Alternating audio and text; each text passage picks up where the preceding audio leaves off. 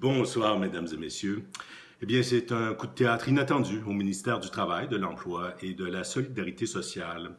La conseillère en communication, Aline Charret, prend sa retraite. Plusieurs de ses collègues sont attristés de la nouvelle, mais ils ajoutent du même souffle que c'est une retraite bien méritée.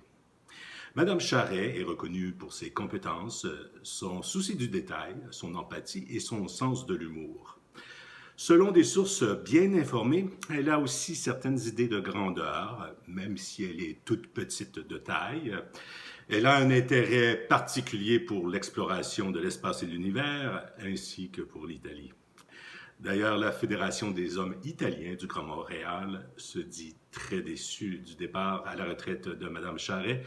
Le conseil d'administration, qui est composé de Luigi, Giuseppe et Antonio, a fait la déclaration suivante par communiqué.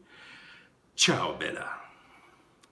Maintenant, sur la scène internationale, cette nouvelle a suscité beaucoup de réactions. En Italie, l'ancien premier ministre Silvio Berlusconi affirme qu'il a toujours apprécié Aline Charret.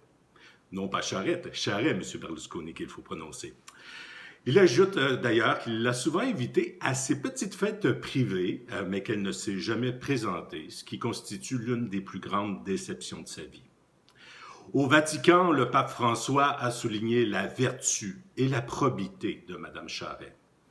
Et aux États-Unis, le président Donald Trump a déclaré, dans des mots qu'on ne peut malheureusement répéter à la télévision, qu'Aline Charret était son premier choix. Mais puisque ce n'était pas réciproque, eh bien finalement, il a épousé Melania. Alors voilà, c'était les informations nationales et internationales. Merci et à la prochaine retraite.